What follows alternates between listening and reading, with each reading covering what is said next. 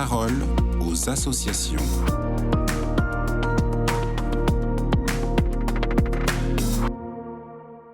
Amélie Bertholin, bonjour, vous êtes la rédactrice en chef de l'Église dans le monde et aujourd'hui, Amélie, vous nous emmenez en Amérique centrale, au Honduras, on vous écoute. Oui, j'aimerais vous parler de ce petit pays qui est situé entre le Nicaragua, le Guatemala et le Salvador.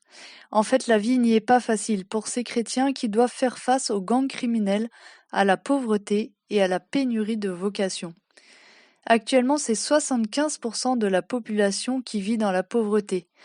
Le Honduras, majoritairement chrétien, est en effet confronté à une grave crise énergétique avec des coupures d'électricité permanentes.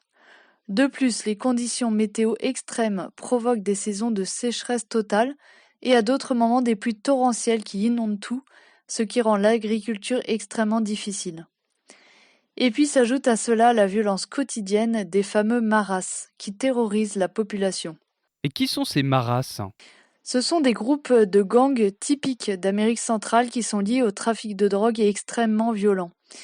En fait, le Honduras, si on regarde sur la carte, est utilisé comme pays de transit pour le trafic de drogue vers les États-Unis ou même d'autres pays. Et du coup, au Honduras, les maras contrôlent pratiquement tout. Les familles, par exemple, ne peuvent pas posséder d'entreprise à cause de la fameuse taxe de guerre. C'est une sorte d'impôt que les gangs exigent des citoyens et qu'il est souvent impossible à payer. Pour les églises aussi, d'ailleurs, c'est très compliqué de mener à bien le travail pastoral à cause de ces gangs qui se battent. Et pourtant, la mission de l'église y est plus importante que jamais. La conférence épiscopale a déjà lancé des appels à la paix au gouvernement, bien sûr, et l'église fait tout ce qu'elle peut sur le terrain pour pacifier les clans, mais c'est très difficile. Et dans ce pays majoritairement chrétien, est-ce que les prêtres sont nombreux ? Et non, hélas, l'église manque cruellement de prêtres. Au Honduras, pour vous donner un chiffre, un prêtre dessert 4 fois plus de personnes qu'en France. Et en plus, pour des raisons administratives, il est très difficile d'obtenir des visas pour faire venir des religieux étrangers. Donc la mission est particulièrement difficile et les prêtres qui sont là ont une charge énorme. Mais ils font un travail remarquable. Un prêtre nous a par exemple témoigné qu'il y avait dans sa paroisse un terrible conflit entre deux communautés, mais grâce à la prière sans relâche, il a réussi à les réconcilier et désormais ces groupes qui s'entretuaient prient maintenant ensemble. Les Honduriens manquent de prêtres, certes, mais ce sont pourtant un peuple très spirituel.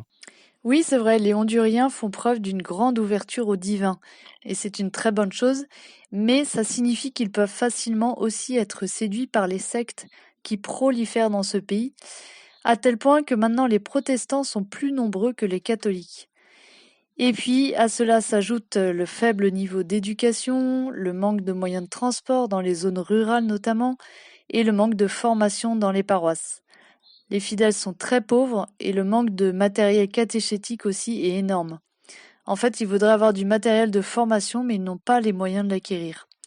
Ceci dit, les catholiques sont profondément engagés dans leur paroisse.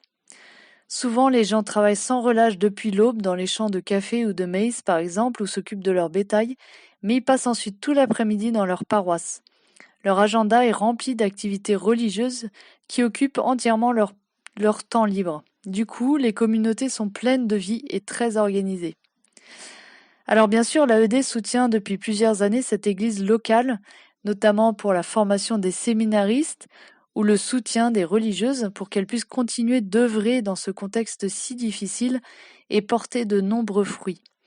Alors merci au nom des Honduriens à tous nos donateurs pour vos dons si précieux et surtout continuons de porter ce petit pays d'Amérique centrale dans nos prières. Merci beaucoup Amélie Bertholin, je le rappelle, vous êtes la rédactrice en chef de l'Église dans le monde.